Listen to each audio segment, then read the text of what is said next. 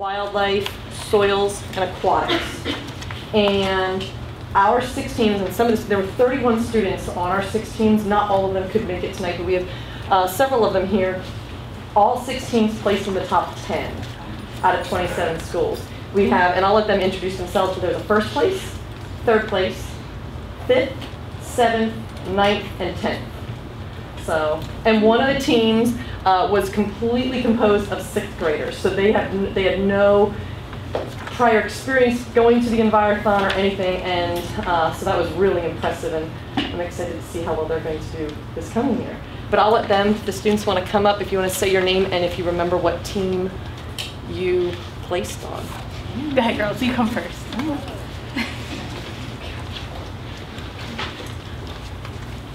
Hi, my name is Eliana Godinez, and I was part of the 5th place team. Desiree Chesson, part of the 5th place team. Taylor Schallenberger, also part of the 5th place team. And what did you guys do? Oh, do you know what? Remember what category you specialized in? We specialized in aquatics, and then following up with that was forestry. Great. Hi, my name is Rohan Talagadivi, and I was on the team Topsoil, and we were the team made up of all 6th graders, and we placed 7th out of 27. Great job. We've got a couple more. My name is Evan Karsotis, and I was on the first place team, and we did the best in forestry and wildlife. Great job. Yeah, they scored 100%. They're the first place team, and well, he's on the first place team, and they scored 100% on the forestry exam that they have to take. We've got 4 more. Yeah. My name is Roshan Sikru, and I was part of the 7th place team, and I think we specialized in topsoil as well. It was a while ago.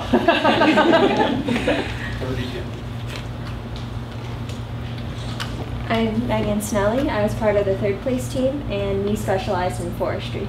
I'm Lucas Kohler, and also part of the 3rd place team. We got one more. And what happened to your leg, young man? She didn't hurt it during the environment. Okay. I'm going to train the forestry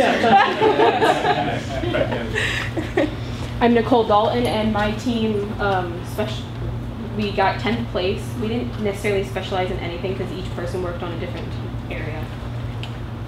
All right, very good. And in addition to recognizing them, we also wanted to thank the board for your support in not just the sports activities, but some of the academic extracurriculars as well. Well, you know, there's a few really neat things about being on the school board. One is seeing the people graduate. 2 is getting to recognize teams like y'all's and the achievements that you make. And then there's a couple other times when we get to be with the students and really see the results of what we hope is going on. So I would like personally to commend all of you for your performance. I'm very proud of you, and I couldn't be happier. And did we get another member? Yep, she just came in. Perfect. Just in time. Kate, if you just want to tell them your name, and do you remember what you specialized in and what team you placed on? Do you remember? Me. No pressure. Name first. Your name first. Too much of one. Catherine Berry. Catherine We Berry. got more coming up. Good. You remember what team you were on? What you placed? Okay. Do you remember what team what place you were on? Yeah, they were all in the top 10. We didn't know if you remember what. It's okay if you don't remember. That's okay. Hi, I was trying to get in, but we couldn't get into the building. That's okay. They locked you out. So we just want you to say your name and what place you. Okay, so my name's Jose, and we got 3rd place.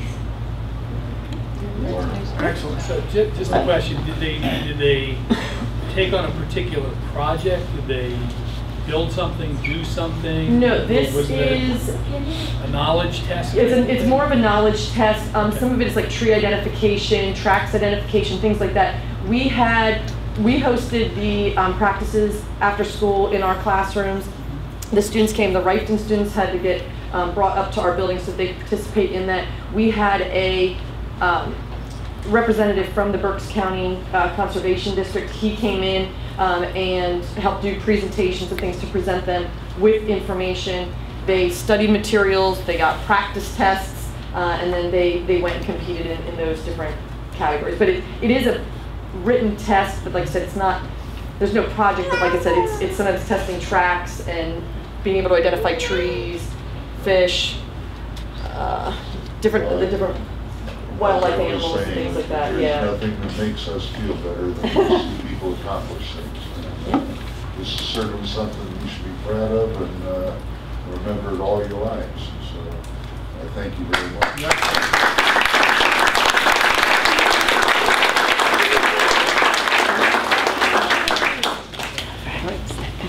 Now, I announced earlier this is a work session. You are all welcome to remain.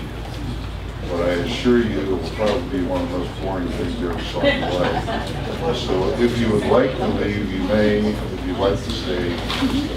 Thank you. Thank you all Thank again. you. Good job, guys. And then there were two.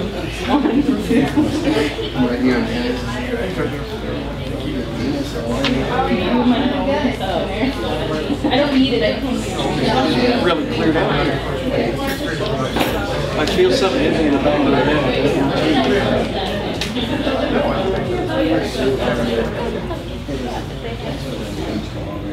Now is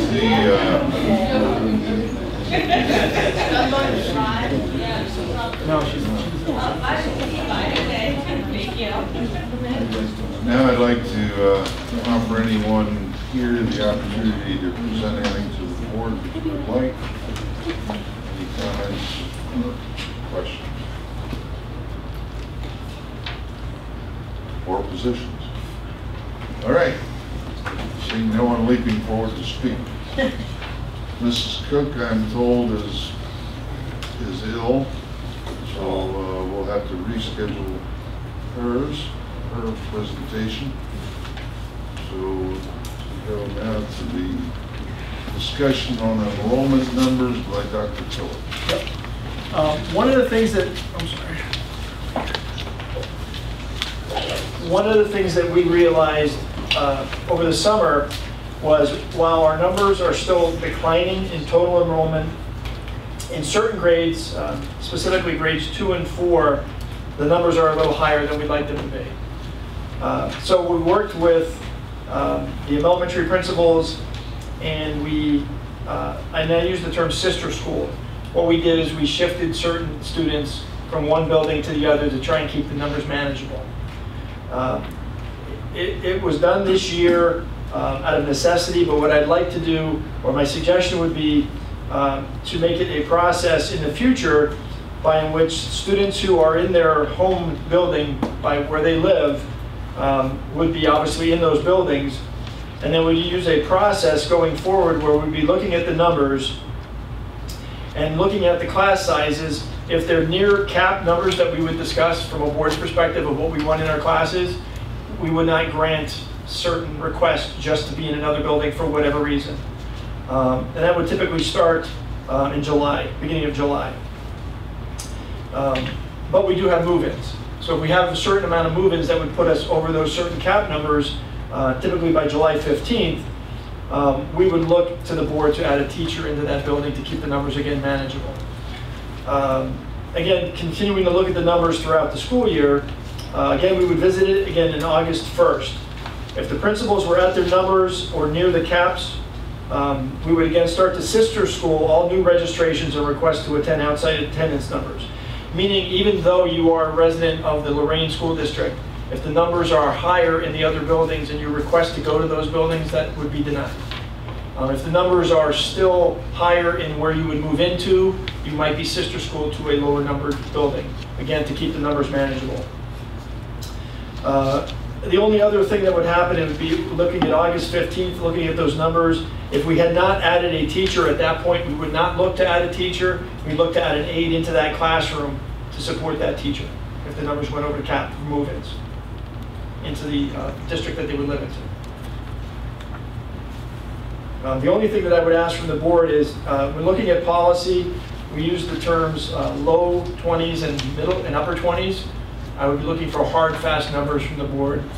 Take your pick, 23 as the low, 26 as the high, till we use our points to use to institute the sister schooling. What policy number is that? I don't have that in front of me, but it's our policy for class guidelines. And it varies by grade level too. It would, yes. And again, this year, grade 2 and 4 were the two areas that we had But I any mean, kind of issues. the primary grades, we have a lower cap than we do at the upper grades. True, and that would be whatever we would set. Unfortunately, however, again, the numbers are lower. We had a decline in kindergarten again this year. So the bubble right now is in grades 2 and 4. When we get to Rifton, we don't really see that. So next year, grade 3 is going to be an issue when we look at sister school. And then obviously the next year, grade 4. And if our numbers continue in the decline that they are, this issue would go away. It primarily is elementary where we have this issue, not when we get into the Riftons and so on further up. Yes. And again, the numbers right now from Jackson Wall, we were at, I believe, 26. 24, 24, 26. 24, 24, 26. So we're again at a little bit of the high end. Rifton is at 22, 23, 24. So again, getting closer to the high end. And then at Watton, at this point, the numbers are a little higher. 24, 24, 24, 24 in first grade. Second grade, 22, 22, 22, 22. However, at fourth grade, 26, 27, 26, 26.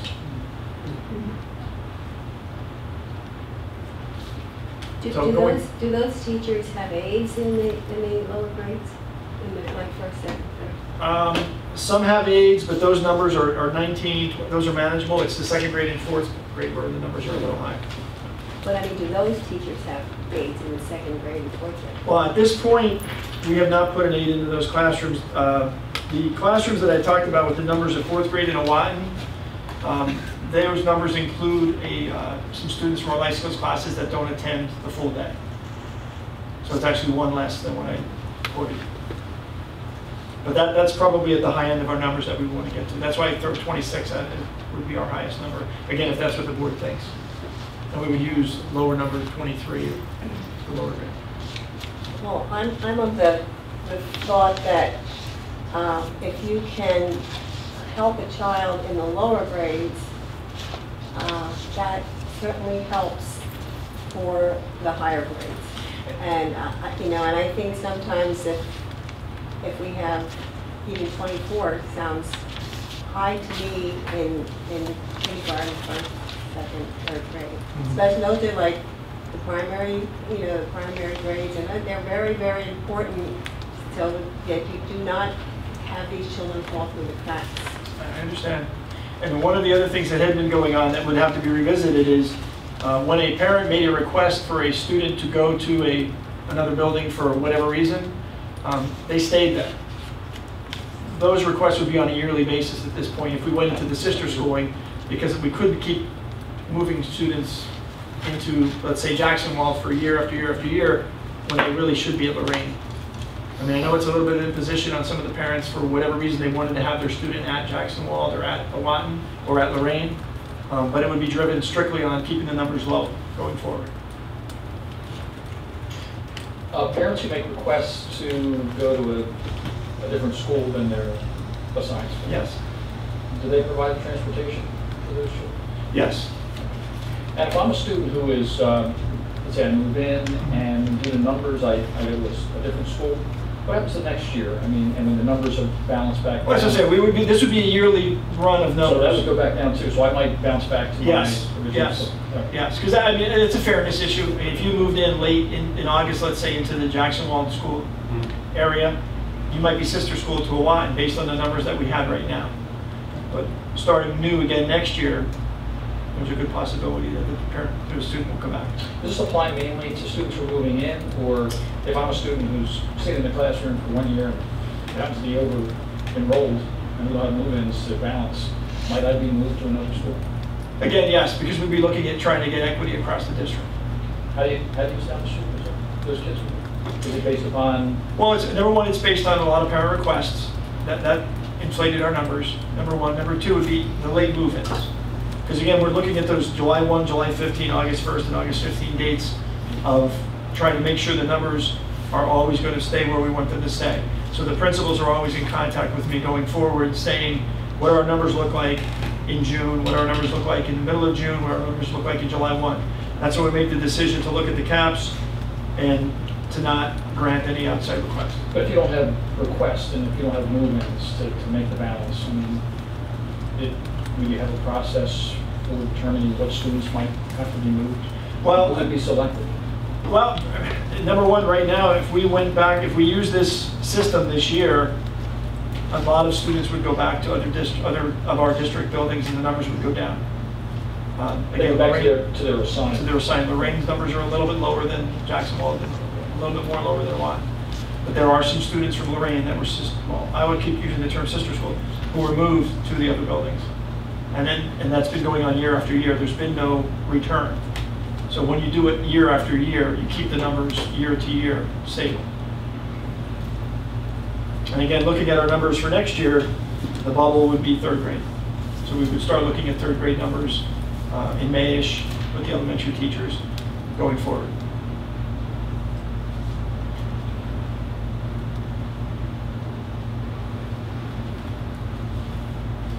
Any other comments? I know that a lot of the parent requests, or a good portion of them are, we live in Jacksonville district or area. My parents, the child's grandparents, live in Lorraine Orchard. My husband, my wife and I both work, and I would like my child to be able to go to their grandparents' house before and after school when we're not at home. And that's the type of reasoning behind most of the reassignments. And I think it's important that we keep that in mind. Parents should not be, a child shouldn't be forced to go somewhere when they've got a caretaker somewhere else.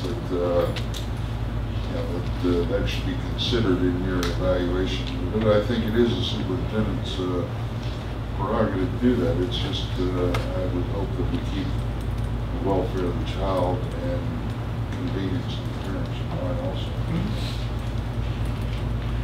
Any other thoughts?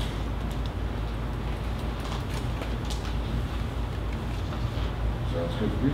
Okay. Need anything else from us? No, we're good. Thank you. Okay.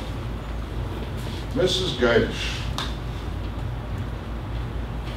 I doubt we'll talk about teacher levels or anything, but we can probably depend on some other stuff. Always count.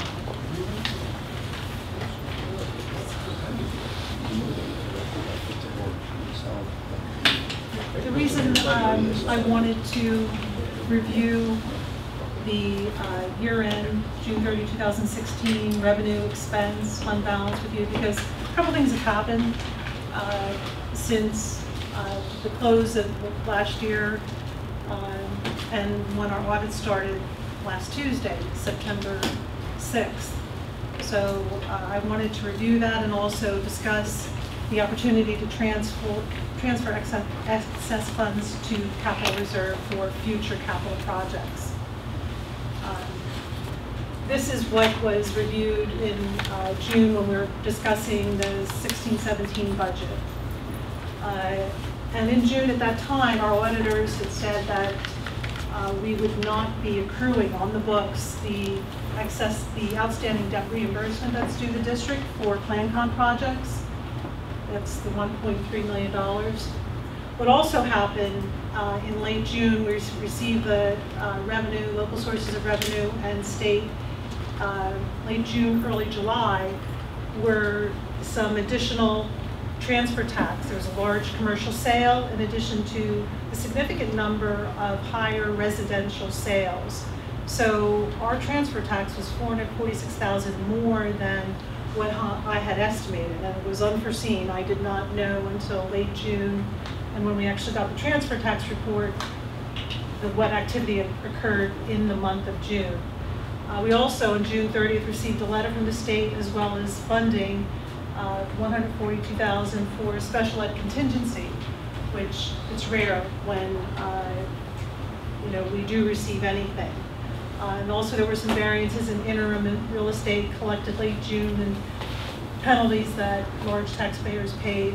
So overall, there was an additional $696,000 in revenue, which was not part of my estimate when we were reviewing the budget in June.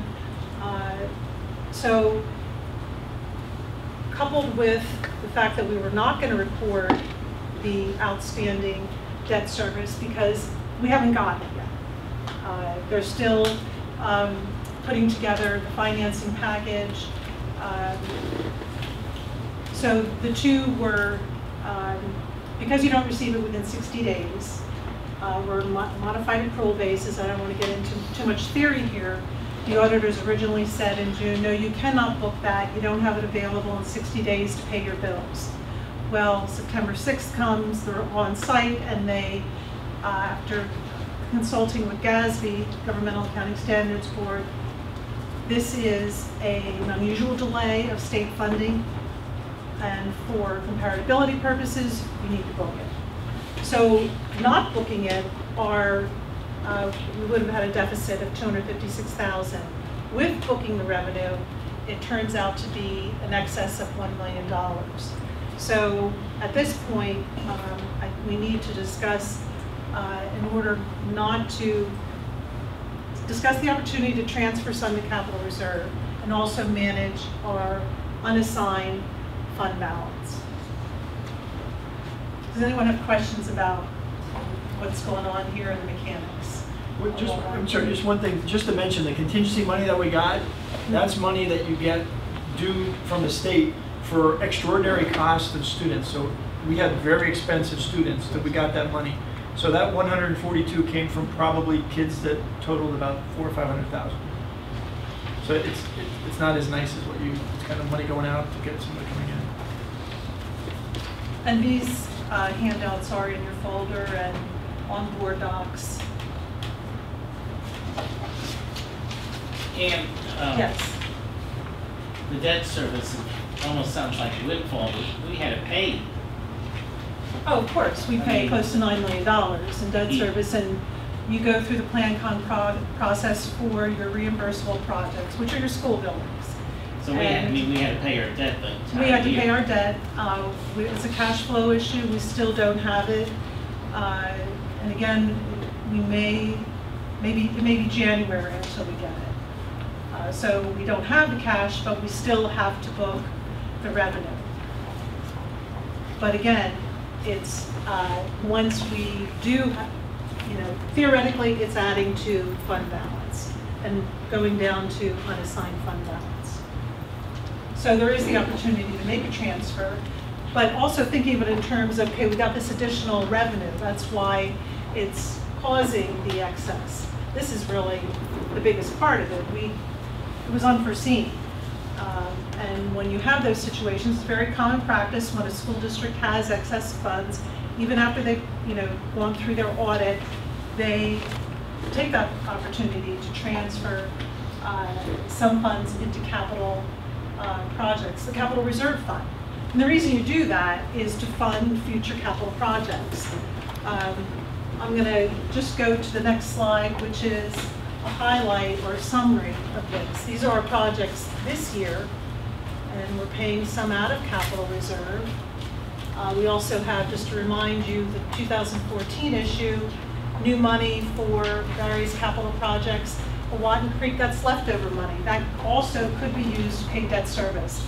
Our budget process, and all business managers, I'd emailed you information on HASBO's response to that litigation, Lower Merion, and just to make clear how difficult budgeting is, and then how we are going to have to weigh how we use funds, because we still are facing a lot of challenges. We have to make sure we have the adequate fund balance, but we also have to plan on capital projects. So just looking at this scenario, if we add up what's available in commitments and in the capital reserve and the other two capital projects, that's 8.9. But if we look at our next projects over the next 4 years, and this is based upon information that Mr. Perzui inherited, but has tweaked some numbers, but are to be further tweaked by our facility study, at the end of that 4 years, there's 700,000 remaining. So I've made this point. That's assuming there's no tax increase in between. Well, this is capital money, right? This is capital money. We would use all of these funds to pay for this. It's assuming you're not going to issue more debt for your capital projects. All right, so, but are we only issuing debt for capital projects? Or No, are we money no. in the reserve? No, this is money that is in commitments and general fund. The board made a resolution for that. Capital reserve, over the years, we have moved excess funds. Last year we moved 800,000 because we had savings on a refinancing, but we continue to use that. And we'll continue to use these available funds for these projects, these available funds for these projects. So the $17 million that was included in the audited financials that I think you broke out, where's that in here? Where's that? No, these are capital projects. This general fund amount, I didn't mean to make this so confusing. This is part of the general fund. It's part of the commitment. If we would go back to this, So as this part of this number, the general fund. This is general fund. And then as we move over. So, go ahead, sorry. No, that's quite all right. As we move over to, these are separate funds used for capital projects. Capital reserve can be used for any type of capital project, be used to buy buses, be used to buy technology, be used to buy a telephone system. So we could in future years, have some relief in the general fund and use some of these. Again, the resolution for this issue of money was broad enough that it could be used for various capital projects, which could be roofs, it could be HVAC systems, Watna Creek. Again, resolution broad enough, various capital projects, or paying the debt related to that Watna Creek project. But my point is, we will use these funds. And if we transfer some funds now while we have the opportunity, it's only going to help our investment in capital projects, and it lessens the need for short-term borrowing or where you would incur interest. So again, going back to the PlanCon, this is information from the legislative report. They are still putting together a proposal, and so bonds being, I guess, going out in the street sometime in market, sometime in October.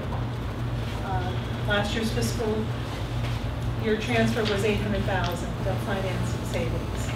So basically, when you do something like this, when you have excess revenue, you're doing it so that you have an opportunity to set aside funds in advance necessary for appropriate projects. You avoid excess short-term borrowing and eliminating associated interest costs.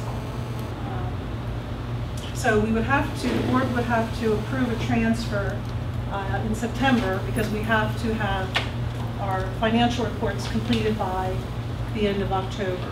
And if the board would approve a transfer, and I would suggest something similar to what we did last year, at 800,000, then the excess of revenue or adding to fund balance in the general fund would be 290,000.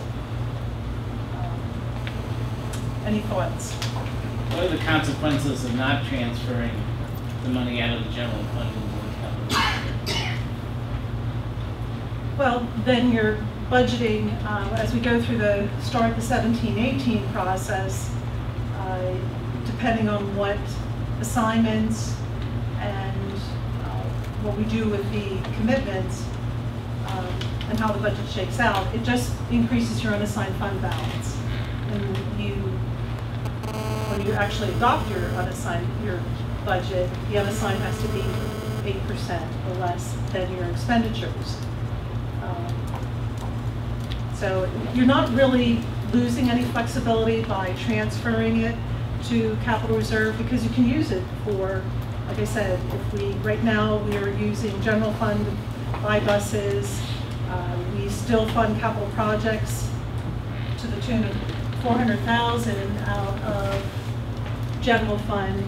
We could actually get some relief in the 17-18, 18-19 budget. We're trying to balance our revenue against operating costs. We may want to move some of those capital things out and fund them in capital reserve. By moving this money, that allows you to do that. By keeping the excess of revenue, it's about, with all that's going on recently and trying to manage your components of fund balance and your unassigned fund balance, I think it's just very wise, and I think even the Auditor General would agree that you do have to plan for the future. I don't know if any of you had seen the article that he was quoted in recently about, well, how much is too much, or how much is too little in fund balance, or in your unassigned fund balance. He sees it as a problem when you have a school district that's, their unassigned fund balance is 20%, they put in a new turf field, and they're raising taxes. Well, in this year, 15-16, the board did not raise taxes at all. We just were very fortunate to get these additional revenue sources, which were unforeseen, and I think it's an opportunity to move those funds. But anyway, stepping back, what are the ramifications other than? My question would be, this is ghost money. There's not been, the state doesn't have it yet. All right, so right, the 1.3 million. We do our bookkeeping process, and we transfer this money that doesn't really exist over to capital fund, and then the state decides on something different from what we anticipate, and we only get 400,000 out of the million. What can we do then? What happens then? It's still a receivable. Well, then in the following fiscal year, we would have a prior period adjustment. Obviously, then that will impact, reduce your fund balance. We can back it out if it's. Well, we can't send the money back. No, I'm not talking about sending but money. you would make the adjustment to your revenue. Yeah, no, we would never send it back, but, if it's money that doesn't exist, and we put it over here in capital, and we end up getting half of what we booked, that means we've got in the capital fund 50% of money that doesn't exist. We're overstating the capital fund then, is what I'm saying. And there was some question as to whether there's still a lot of discussion up there look about in terms this. of, this excess revenue, why not transfer 600-some thousand that wasn't even. I'm not arguing against transferring it all. Okay. I'm just saying what happens if the state, I know our state would never put us in an untenable position, but that's why Reading had to borrow all that money. It's, maybe I'm a little cynical. I can understand that with what we've been through this past year. So Dan, when are we supposed to get this money from the state? For the debt reimbursement? Again, if they're marketing in October, as soon as this, we get more information from PASBO and the legislators, I've seen information from other business managers, maybe late October, maybe January. Well, this was supposed to be using the same method. They were going to do it in time for the budget, but they couldn't agree upon floating this bond in time to give it to us in the regular allocation. And they're still having arguments up there about whether they want to float this bond or not and how much we're going to pay for it, blah, blah, blah, blah, blah. So as long as the responsible thing to do with the additional monies is to put it in capital funds. But I just wanted to make sure we had a way to back it out if the state, for some reason, instead of $1 million. When you say back it out, you mean back it out of where? It's no longer an asset, we're counting it now as an asset, it's a receivable. Well, we're counting it as revenue. Yeah. Yes, and going into your fund balance. And if the revenue never comes to fruition because they don't have the... Then you're going to reduce your fund balance. Then I reduce my fund balance and, okay. But I guess I'm just tying on to that. We could do that. Why do we have to wait until the next budget cycle? Why can't we do that as an accounting entry now? If we find out when we get to the amount of money that's not exactly the amount, why couldn't we just make an adjustment in our fund balance, positive, negative, at that point to account for the change? Because we're looking at adjustment now. I just trying to Well, this transfer would be reflected in the 15-16 statements. It'll become an expense, which will increase this number and reduce the excess of revenue over expense, and it'll reduce fund balance. And in your general fund, and then it will be transferred into capital reserve, which you can use for the things that I've mentioned. But as Bob said, if we find out later that we don't have that money, we need to now come and make an entry in capital revenue and the other account that reverses the process to some. Well, yeah, I think it's very unlikely that that's going to happen. I mean, the wheels are in motion to issue these bonds. It's for the school districts that have approval of PlanCon projects. They owe it to the districts. I think going forward for new projects, that's where they're evaluating, well, how are they going to continue to support construction of school facilities? But we have been in the pipeline in a long time, as a lot of school districts have, and we are owed this money. But I do think the second most responsible thing then is to acknowledge that we found $1 million and we didn't expect. So at this time, think about increasing taxes next year. We should remember that. If we got $1 million. This year we also. So if we're putting it into an audited financial statement, I mean, if the auditors are suggesting that we record it as income, I mean, how would that be reversed out then if it's not, if we can't record it? I mean, basically, I think we started the conversation by saying that the GASB standards require us to record. The GASB standards, school districts operate modified accrual basis. But because this is an unusual delay in state funding, they have given the guidance now to auditors, and I told other school districts in Berks County that they are reporting the revenue because even though you're not going to get it in 60 days, you are going to get it. So, and what we're saying is this is revenue that, accounting whatever, it's revenue that we're getting that we didn't expect to get it, you didn't anticipate. So no, the debt service I did expect to get, but they said in June, don't record it. You're not going to get it in 60 days. But we didn't present it as part of the budget. We did. I did present it as part of the budget. It was in our revenue. What's really causing this is this. But that wasn't this year. That was the We're looking at last year, though. We're not looking at this year. And last year, we didn't raise taxes at all. And we had a massive shortfall, but we ate away from our fund in order to make sure we could do it without a tax increase. This wasn't supposed to be so confusing, although No, we did not have a tax 16, we did not increase. increase. Last year's budget sharing 16, selection. 17. 16, 17, yeah. 16, 17 we raised. So this is money that was not planned. Right. And I guess what I'm also trying to get at is, the Lower Merion's a totally different thing.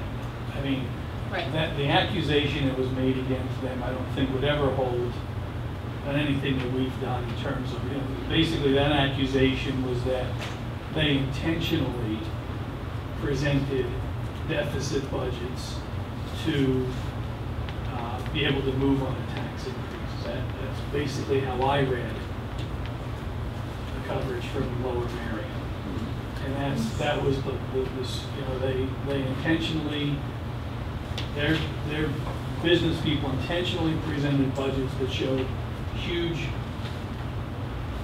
projected deficits that were not real.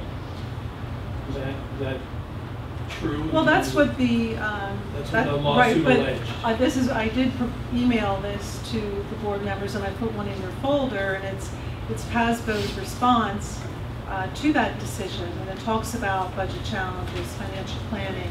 And in their view, they did nothing wrong. Well, they put a lot of lobbying for schools too. Why don't we let it play out in court until we decide that that's what they did? Well, I'm not. I mean, I'm allowed to have an opinion. Oh yeah, so I agree. But what I'm saying is you're stating this fact.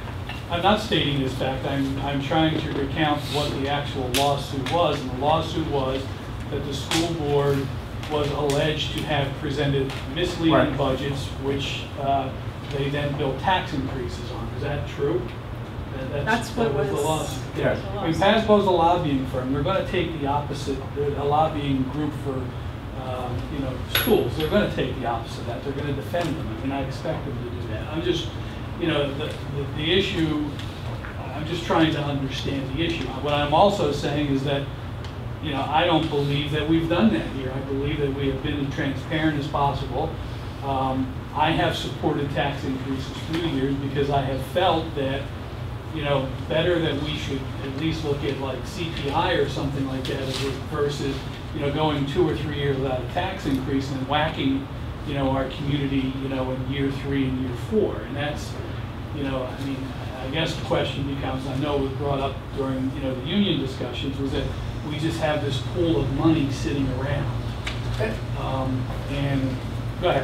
No, I was just going to say, I mean, I'll tell you, I really think that fund balance, although I believe they are fiscally prudent and responsible, I think they become an albatross around the necks of public schools in Pennsylvania, and part of it is because no one understands how it works. The fact is, what happened was fund balances started to balloon over the last 5-6 years from the district standpoint on the anticipation of what was going to be required of them in pension payments. They started socking away everything they possibly could in anticipation of making those payments. And of course, then the media gets a hold of it, and look at this, these people have got $65 million. And what's crazy is, and what would really be irresponsible, is if the rhetoric that continues to pressure us to reduce fund balance, and reduce fund balance, because it really ought to be zero. That's just absolutely nuts. It's the fastest way to bankruptcy, and if that, and the public just needs to be more informed and better educated. When you read these letters to the editor, I mean, they just scream of people that have no idea how government works, how school districts work. And one of the biggest, I think one of the biggest issues that will come out of this Lower Merion thing will be the fact is, do the courts belong in this? And local control of education, is it really important? And if it is really important, then boards need to be able to make those kinds of decisions. Now, I'm not saying that they can misrepresent. But what I am saying is, I think that we're watching fund balances being brushed out in strokes that are really not very accurate, nor do they reflect the intention of what the fund balance is before. This last year, in the budget mess in Harrisburg, is the greatest argument that I've seen in my board service for the fact that thank God we had the fund balance. Because we weren't out borrowing, we weren't out costing our taxpayers money on interest that we had to borrow just to operate. And in that respect, the public ought to thank us for having that fund balance. And the public ought to thank the people in charge here for being as fiscally responsible as they have been over the period of time that I've been on this board, the 15 years that I've been here. And we need to continue to operate to ensure, more importantly than anything else, that we continue to have the resources to provide kids with the kinds of opportunities that you saw in the beginning here. That those kids stood up, and you know what? There are districts that couldn't send them there because they didn't have a bus. So, Ann, on next week's agenda, you will have a proposal to transfer the sum of the capital. Yes. And excuse me, I'm sorry, let me finish. What would you like to say? I just wanted to ask, what will our you know, you can't go past that 8%, so what will our, you know, reserves be then after we do this? The 8% rule is the adoption of a budget, and our 16-17 budget was a little below 8%. And if we rewind, I'll make this more difficult, and if we had known all these things when June 21st or before June 20, or May, when you adopted the proposed final, and had made the recommendation to transfer funds by moving, I'm going to make this real confusing, by moving, we would have to transfer funds in order to stay within the 8% for the 16-17 budget. In actuality, our unassigned is higher than 8%, but our budget for 16-17 is at 18% because we plan usage of fund balance for next year of over $1.3 million. So that 8% only applies to the budget. It does not apply to how your performance is by the end of the year because a lot of things change, which they do. If you remember, Pat, Ann presented us with all those columns, and it would say if we raise the taxes this much, it would be 7.8% or 8.4 or 8. Whatever. And we opted to select an option which put us below 8%, with the hopes that sometime during the year we would not need those extra percentage points. So we were assuming the risk then. So now, because of increased transfer of property, i.e. we counted on the shopping center transfer, but I guess. No, we didn't, I didn't know about that till June. Okay, all right. Because that in itself was 70-some million. Right. 750. 380,000 at 445 was for Exeter. So that's what got us in the positions. Right. I've been for a giant sinkhole. All right, so we'll face that next week. Those will be on. We'll have 3 sets of minutes to consider. The special voting meeting from 9 August, the workshop minutes from 9 August, and the voting minutes. If you see any disparities and discrepancies in those minutes, please point out that people will have them corrected by next week.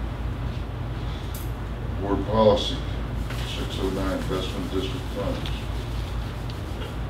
Yeah, we get a first reading approved at the last board business meeting, and this will be a second reading. We did truly discuss it. Ann has described the rationale for it. A unique situation in terms of investing district funds that have emanated from, I think it was Zach.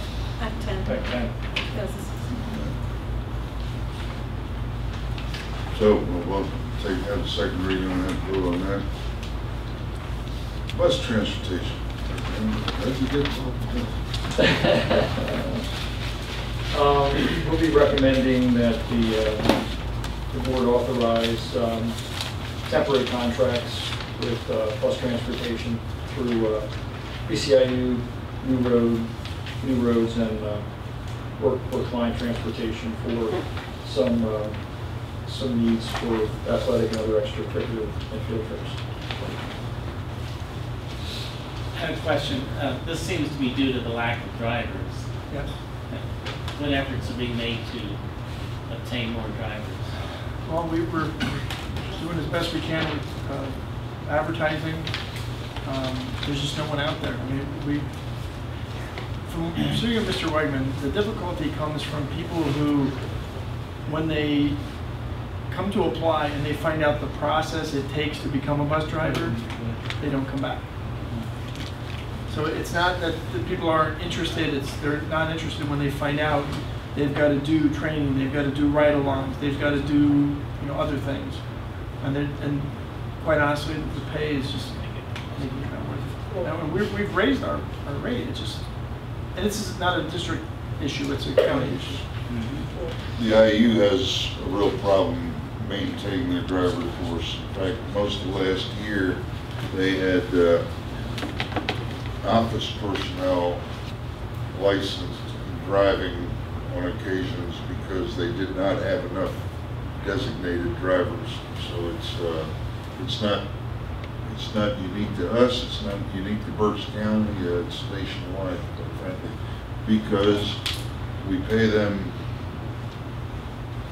$12, $13 an hour for a part-time job, and they can go out and earn $10 an hour somewhere else for a 40 or 30 or 40-hour job, get paid medical benefits, and live a lot better life. And don't forget, this is a 5-hour job, but it's not 1 to 6. It's do 2 hours in the morning, you're off the rest of the next 3 hours, then you got to come back and do 2 more.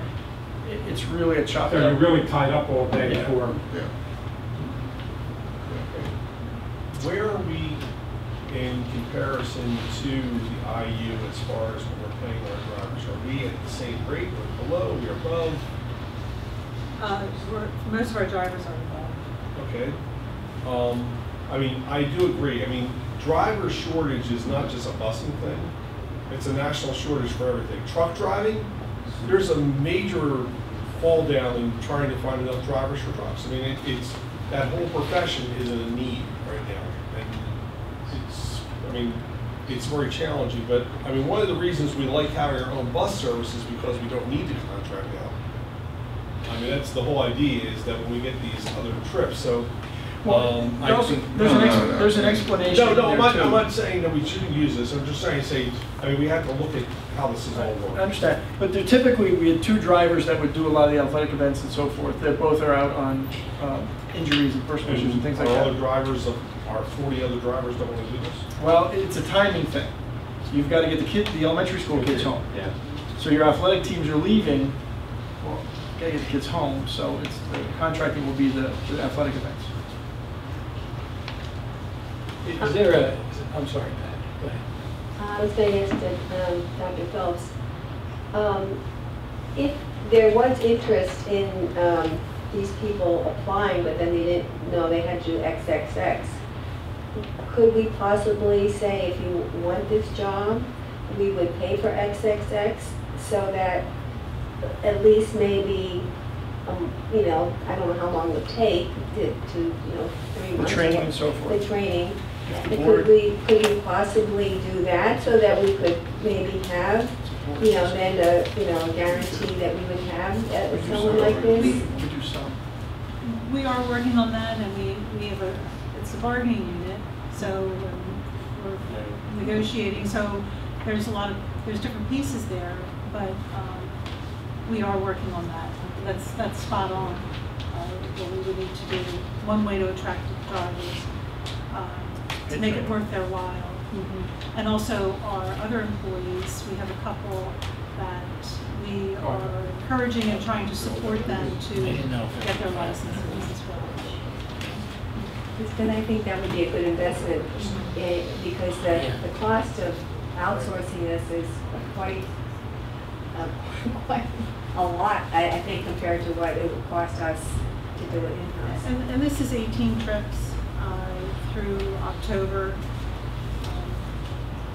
So hopefully we'll have a couple more have a return before the winter sports start.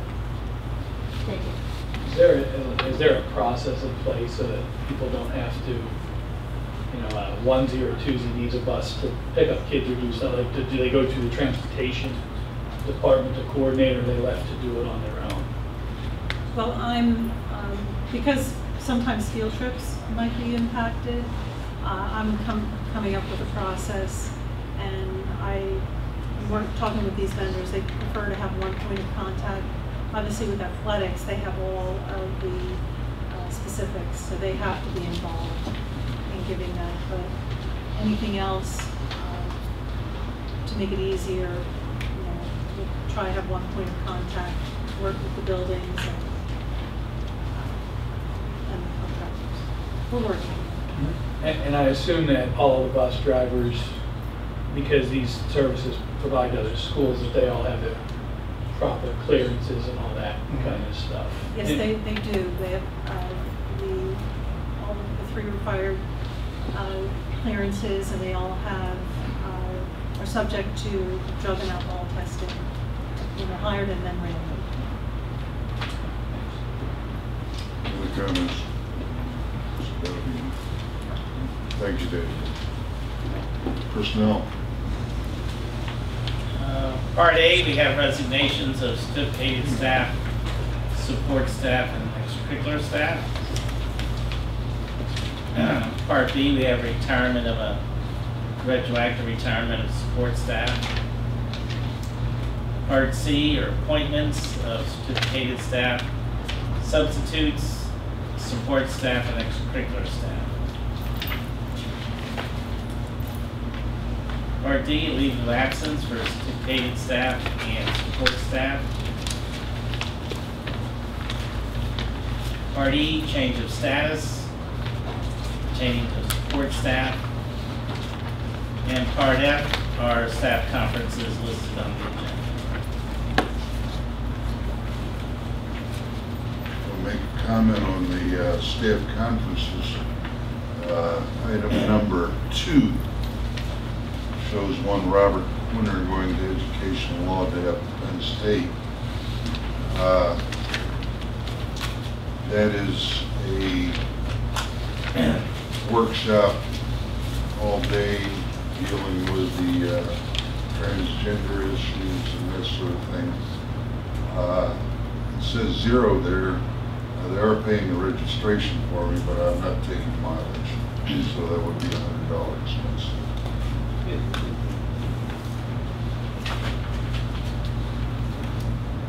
No substitutes either. Where me, sir? No substitutes, so not on a school board day. No, sir. How many days will you be busy? If you pay the substitute exactly what you pay me, It's like the way they have it. yeah.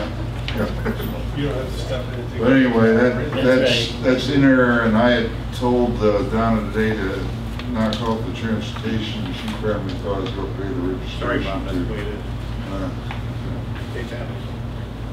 is. Just a quick question on the support staff. So we have a bus driver that gets $14.90 an hour, and then a van driver gets $10.50 an hour. So both are in permanent positions. So is that an experience issue, or is it that much of a separation between a bus and a van driver? It's a licensing. It's a licensing. Okay. So the $14.90 an hour for the permanent bus driver, is that a starting rate? That is the starting rate. And what is the range then for And bus then driver? I'm not sure right off the top of my head. It used to be a tier system that I write in. It used to be a tier system. And that no longer exists. I'm not sure what our top hourly rate is, 18. Well, those are for the people that were on tier, because it would go from 14 to 16 to, it would be like $1.50 jumps over a 4-year period. So the majority of our drivers, they've been here a long time and they are obviously at the top. New drivers, $14.90, their annual increase would be the negotiated salary increase based upon this contract that expired in June. So right now we're negotiating. Any other questions, comments? Just a point of curiosity, how often do we require the drivers to renew their clearances? And it's only a point of curiosity, but I think sometimes that stuff slips through the cracks. The clearances? Yeah, well, only because if you're here, and maybe. Oh no, we have to 5 years. Every 5 now. Okay. This last round, everybody had to. Thanks. Okay, we done with the personnel section? Mrs. Coach, student function. Item A, the field trips within the 16 areas. I just have a question about item 1 on that. Do you know which group of 9th graders is going to what group of local businesses with? That's our transition group. Okay.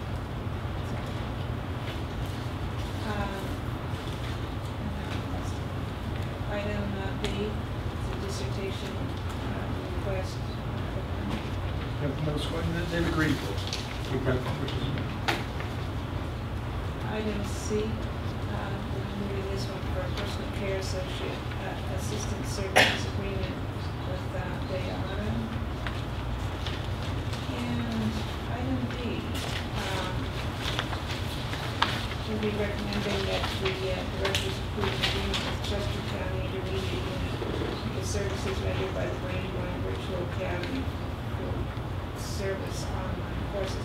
And I read the contract and I asked Dr. Miller if she would look to see if this was consistent with the last year's contract. She said. It was. You had asked what the difference in cost per credit. It's gone up $14 per credit. Okay. And the school district does pay for the credits. Yes, it's tuition we pay, yes. And for those, I don't know if everyone knows what our relationship is or what this is, because we have different people that can. Do you want to explain how we're related to the Brandywine virtual? Sure. A few years ago, the board had approached Dr. Martin, the superintendent at the time, about how to address the need for parents requesting, wanting cyber education. And we had children going to the cyber charter schools, which was very expensive. So many districts decided to start offering their own option that's much more cost effective. So our option at that time was VBA, that the Chester County IU runs, and so we contract with them for at-home cyber education through the school district. It's an Exeter program we subcontract with VBA to run for us. And then the contract below that is with Manitou Laurel Life. It's our other cyber program, is our supported cyber school for high school students that's actually run in this building. And it's something that's run, the company that provides the actual online coursework is called VLN, and Laurel Life helps us with some staffing over there. And so that's why we have 2 entities that also work with us to do the staffing. And so we actually have 2 cyber education programs offered through the district. That are considered to be less expensive than through standard cyber school. And can you tell us how many students are enrolled in what is the Exeter Virtual Cyber School? The BVA, we have 9 students currently, and the supported cyber school, we have 12 students. Are those 12 students, are they special ed students though? No, there's some special ed and some regular ed. It depends.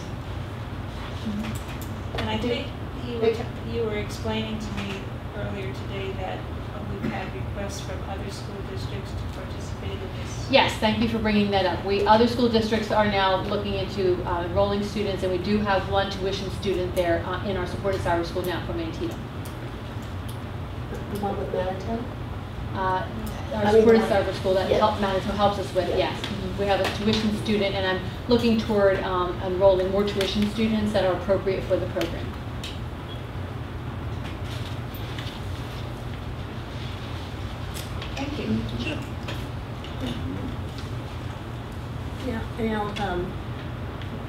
I know Dr. Phillips was thinking about having our own cyber school because he said, what, there's only like 9 that are in Chester? We have 9 that are in the BVA, solely at home. That's mostly regular education students, a very rare student that's special education because it's very hard to do cyber at home without any supports whatsoever from special ed if you need those supports. And then we have 12 students here that very special ed, regular ed, are high school students. You started that last year, didn't you, Dr. Miller, with some of the special ed students coming sometime to our... The supported cyber school, this is its 3rd year. Okay, the 3rd year. It's 3rd year, it's 3rd year. And that seems to be getting very successful? Yes, it's extremely successful. And are they cyber school and then sometimes in their regular school, or do they go home just... It does vary. It does vary. We have some students, Mr. Kane and the high school has been, we've all been working together to make it as flexible for the students. Our goal is to help the kids get back into the high school and to enjoy the high school environment and take advantage of the courses there. However, some students, it just doesn't work for them for a variety of reasons. But we have students, we have a girl this year. I know I reported to the board, we're always working on efforts to bring back students that we are paying for cyber charter educations and bring them back to the district. We offered a parent night last year. One of the girls who came last year is now enrolled in our supported cyber school, but she is also an extremely talented artist and she's in 11th grade. So she's joined our high school art classes and is enrolled in our art program and does her supported cyber school through us. So now she's a student that's returned from a charter school, a charter cyber school, and now is an Exeter student through our programs here, and she's now accessing our high school, which is wonderful. So it varies. We have some students who have major medical health issues, and maybe we had a student last year who was in St. Chris's a great deal and could take her work with her and just pick it up when she needed to. And we have students who deal with family issues and need to have the flexibility to come and go. And so it works really well because it gives flexibility to the students. And do we get any, does Manitou also have students of their own coming here? Remember how that we used to have some spots? Is that now gone or what? No, there's there's 2 separate programs here in this building.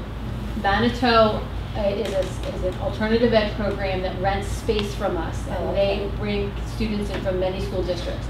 Then there is the supported cyber school that's in another part of that same part of the building, but another section that is the district-run program that Manitou helps us run. Oh, okay. I knew Manitou. I knew we had that originally, but no. And we have, I think, 3 slots over there in the Manitou AEDY program. Oh, thank you. Do you have another student to talk about? Well, this is the Manitou that we're going to have a service agreement with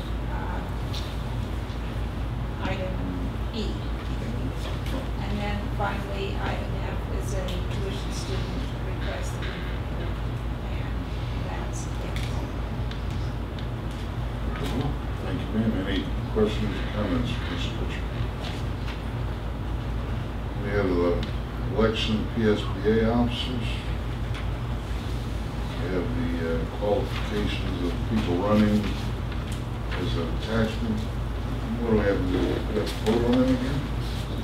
We do, if you choose to vote on them. Right, there's only 5 slots. There's only 5 people for 5 slots. My suggestion would be that the secretary enter a unanimous push it up. Yeah. I don't like any of them. Yeah, me either. Exactly. Okay. We'll send them a letter of non-support. Is there anything else to be brought before the board in regard to consideration? Anything else? No, I think we're good. I suggest we adjourn this workshop. Motion to do so. That's right. Have a good evening.